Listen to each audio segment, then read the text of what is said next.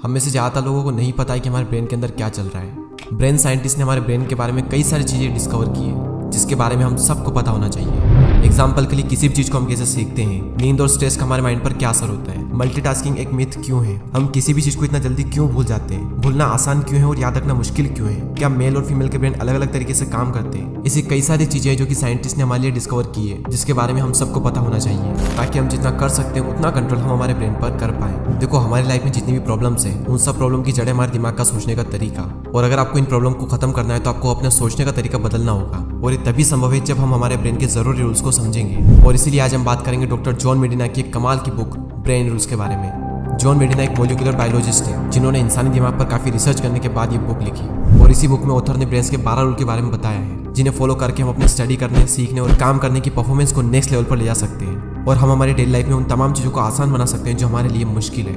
तो चलिए अब हम बात करते हैं उन ब्रेन रूल्स के बारे में। तो पहला रूल यहाँ पर आता है एक्सरसाइज। एक्सरसाइज से हमारे ब्रेन की पावर बढ़ती है। कुछ साइंटिस्ट ने लोगों के 2 ग्रुप्स पर एक रिसर्च की जिनकी लाइफस्टाइल एक दूसरे से बिल्कुल अलग थी। ग्रुप ए में वो लोग थे जो कि फिजिकली बहुत ज़्यादा एक्टिव थे और डेली एक्सरसाइज करते थे, और वहीं ग्रुप बी में वो लोग थे जो कि ना तो एक्सरसाइज करते थे और ना ही फिजिकली एक्टिव रहते थे। और रिसर्च करने के बाद रिसर्चर ने ये पाया कि ग्रुप ए की ब्रेन पावर ग्रुप बी के मुकाबले में ज़्यादा थी। और डॉक्टर जॉन मेडिना ये कहते हैं कि हमारा ब्रेन एक बॉडी के साथ में बनाया गया था जो कि हज़ारों साल पहले 20 किलोमीटर रोज चलती थी। इसलिए जब हम एक्सरसाइज करते हैं तब हम ज़्यादा अच्छा परफॉर्म कर पाते हैं, और ऐसा इसलिए होता है क्योंकि जब हम एक्सरसाइज करते हैं तो हमारे ब्रेन में ऑक्सीजन पहुंचती है जिससे कि हमारे ब्रेन को ऑक्सीजन और ग्लूकोज दोनों मिलते रहते हैं, और हमारे ब्रेन में जितने भी टॉक्सिक इलेक्ट्रॉन होते हैं वो सारे बाहर निकल जाते हैं। नेक्स्ट रूल है सर्वाइवल।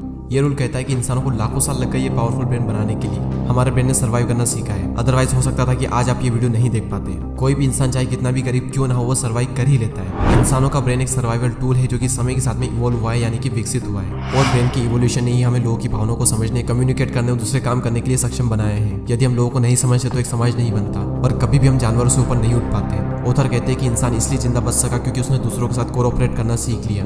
अगर कोई इंसान अपने टीचर या बॉस के साथ में सेफ फील नहीं करता है तो अपने स्टडी या फिर अपने काम में ठीक से परफॉर्म नहीं कर सकता। तुम्हारी वर्क प्लेस या क्लासरूम में एक दूसरे को इंकरेज करना और हेल्प करने का कल्चर होना चाहिए। एक दूसरे को समझना ही जिंदगी जीने का सबसे अच्छा तरीका है, और हमारे सर्वाइव करने का सबसे बड़ा रीजन यही है कि हमने समय के साथ सबसे स्ट्रॉन्गेस्ट ब्रेन डेवलप किया है, और इसलिए ऑथर ने कहा है कि strongest brain survive, not the strongest bodies. Rule number 3 कहता है every brain is wired differently. देखो, इस दुनिया में 7 अरब से ज्यादा लोग हैं और हर इंसान का ब्रेन अलग अलग तरीके से काम करता है, यानी कि आपको इस पूरी दुनिया में 2 ऐसे इंसान भी नहीं मिलेंगे जिनका ब्रेन पूरी तरह से सेम तरीके से काम करता हो। स्कूल में या फिर कई बार हमें बताया जाता है कि हम सबका ब्रेन एक जैसा होता है, बस मेहनत का फर्क होता है। कोई ज्यादा मेहनत करता है तो कोई कम मेहनत करता है, और ये बात पूरी तरह से गलत है। आपका ब्रेन जिस तरह से इन्फॉर्मेशन कलेक्ट करता है, इन्फॉर्मेशन को स्टोर करता है, उस तरह से दुनिया में किसी का भी ब्रेन नहीं करता है। हमारे दिमाग का डिफरेंट पार्ट डिफरेंट लोगों में डिफरेंट तरीके से डेवलप हुआ है, और इसी सच्चाई को हमारा एजुकेशन सिस्टम इग्नोर करता है। इसे हम एक एग्जाम्पल से समझते हैं। सपोज करो कि स्कूल में 5th क्लास में 20 बच्चे हैं। अब जैसे कि हर बच्चा एक दूसरे से बिल्कुल अलग है, कोई लंबा है, कोई मोटा है, कोई काला है, कोई गोरा है, सब अलग अलग है, और ठीक इसी तरह से हर बच्चे का ब्रेन अलग अलग है। वो सारे बच्चे 9-10 साल के तो हैं, लेकिन उनके ब्रेन डिफरेंट तरीके से डेवलप हुए हैं। किसी का ब्रेन कम डेवलप हुआ है, किसी का ज्यादा हुआ है, किसी का ब्रेन कुछ एरियाज में डेवलप है, किसी का ब्रेन कुछ एरियाज में थोड़ा वीक है, किसी का ब्रेन कुछ एरियाज में थोड़ा स्ट्रॉन्ग है तो कुछ एरियाज में थोड़ा वीक है। लेकिन उस बच्चे से एक्सपेक्ट क्या किया जाता है कि हम जो बता रहे हैं, हम जो पढ़ा रहे हैं, उसमें उसका ब्रेन स्ट्रॉन्ग होना चाहिए, जो कि कभी भी पॉसिबल हो ही नहीं सकता। ना तो पास्ट में पॉसिबल था, ना प्रेजेंट में पॉसिबल है, और ना ही फ्यूचर में पॉसिबल होगा। नेक्स्ट रूल कहता है we don't pay attention on boring things. हम इंसान बोरिंग चीज़ों पर ध्यान नहीं देते, हम सिर्फ उन्हीं चीज़ों पर ध्यान देते हैं जिसके पीछे हमारा इंटरेस्ट है या फिर कोई इमोशन जुड़ा हो। और ये रूल ये भी कहता है कि हमारा ब्रेन मल्टीटास्किंग के लिए नहीं बना है। हम एक समय में एक ही काम कर सकते हैं। आप कई बार ऑब्जर्व करोगे कि अगर कोई स्टूडेंट पढ़ाई कर रहा है और अगर उसके पास में फ़ोन है तो उसी टाइम पर पढ़ाई भी करेगा, व्हाट्सअप चेक भी करेगा, इंस्टाग्राम भी चलाएगा, और इसी कारण उसका रिजल्ट भी इफेक्ट होगा। आपको लगता है कि आप एक ही टाइम पर 2 काम कर सकते हो, लेकिन एक्चुअल में ऐसा होता नहीं है। एक्चुअल में हम एक काम को छोड़ देते हैं और फिर दूसरे काम पर आ जाते हैं। तो यहाँ पर हमारा फोकस शिफ्ट होता है, ना कि हम एक बार में 2 काम करते हैं। और जब फोकस एक काम से दूसरे काम पर शिफ्ट होता है तो हमारा जो मेन काम होता है वो छूट जाता है, और ऐसे में हम बोरिंग चीज़ को छोड़ देते हैं और वहाँ पर फोकस करते हैं जहाँ पर हमें फोकस नहीं करना चाहिए। तो इसीलिए हम एक टाइम में एक ही काम कर सकते हैं। इसीलिए पूरी कोशिश करें कि अपने आसपास कोई भी दूसरी चीज़ें ना रखें। जब कोई एक काम करें तो सिर्फ उसी काम पर फोकस करें। आप ये ना सोचें कि मैं ये भी कर सकता हूँ, मैं वो भी कर सकता हूँ। नहीं, आप कर तो सकते हो, लेकिन एक टाइम पर एक ही काम कर सकते हो, अदरवाइज दोनों काम आपसे नहीं होंगे। नेक्स्ट रूल है रिपीट टू रिमेंबर। अगर आप कोई भी चीज़ भूल जाते हैं तो ये रूल आपके लिए है। एक रिसर्च के अकॉर्डिंग आपका ब्रेन किसी भी इंफॉर्मेशन को 30 सेकंड तक याद रख सकता है, और अगर आपको इस 30 सेकंड को बढ़ाना है तो आपको उस चीज को हर थोड़ी देर में रिपीट करना होगा, तभी आपका ब्रेन उस चीज को ज्यादा टाइम तक याद रख सकता है। अगर कोई बात हो, कोई घटना हो या फिर कोई पर्सन हो तो उसे तो हम सालों तक याद रख सकते हैं, लेकिन अगर कोई नंबर हो, कोई फॉर्मूला हो या फिर किसी भी टाइप की कोई डेट हो तो उसे हमें याद रखने के लिए बार बार हमें उसे रिपीट करना होगा, क्योंकि अगर हम उसे रिपीट नहीं करेंगे तो 30 सेकंड के बाद ही हमें उसे याद रखना मुश्किल हो जाएगा। तो अगर आपको भी भूलने की आदत है तो आप भी उन चीज़ों को बार बार रिपीट करें ताकि आपका ब्रेन लॉन्ग टर्म में उन चीज़ों को याद रख पाए। नेक्स्ट रूल कहता है स्लीप वेल थिंक वेल।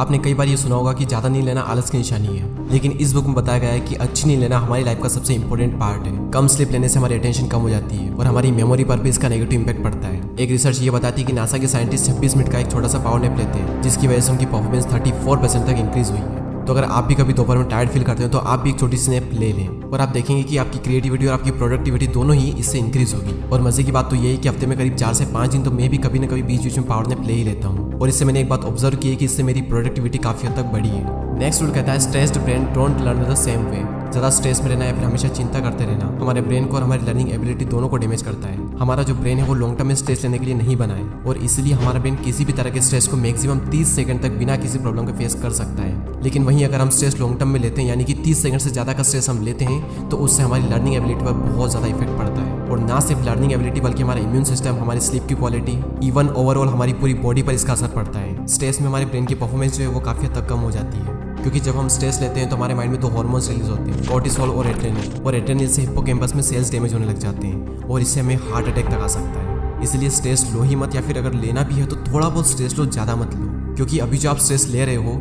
यही स्ट्रेस आने वाले टाइम में आपके लिए एक बहुत बड़ा स्ट्रेस बनने वाला है।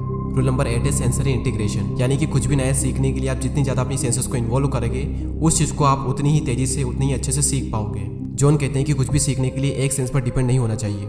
एग्जाम्पल के लिए अगर आप कुछ पढ़ रहे हो और आप चाहते हो कि पढ़ा हुआ आपको लॉन्ग टर्म के लिए याद रहे, तो पढ़ते वक्त अपने आसपास कोई परफ्यूम का यूज़ करें या फिर किसी पर्टिकुलर फ्लेवर की चॉकलेट खाओ, और जब भी आपको याद करना हो कि आपने क्या पढ़ा था तो दोबारा से उसी परफ्यूम को सूंघो या फिर उसी फ्लेवर की चॉकलेट खाओ, आपको वो चीज़ याद आ जाएगी।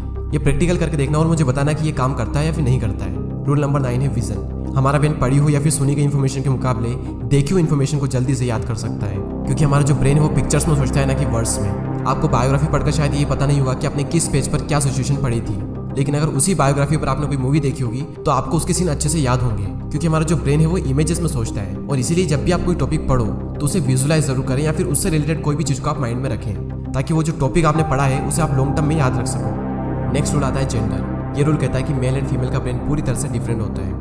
मेंटल हेल्थ प्रोफेशनल सालों से बात बताते हैं कि मेल और फीमेल दोनों का ब्रेन डिफरेंट तरीके से इंफॉर्मेशन को प्रोसेस करता है। आदमी ज़्यादा अग्रेसिव होते हैं तो औरत ज़्यादा स्ट्रेस लेती है। आदमी ड्रग्स और एल्कोहल जैसे एडिक्शन का शिकार होते हैं, तो वहीं औरतें अपने वजन बढ़ने के डर से हमेशा परेशान रहती है। और हर 2 में से 1 औरत आदमी के मुकाबले ज़्यादा डिप्रेस्ड होती है। रूल नंबर 11 है एक्सप्लोरेशन। हम इंसान बाय नेचर अपने आसपास की चीज़ों को एक्सप्लोर करने के लिए डिजाइंड है।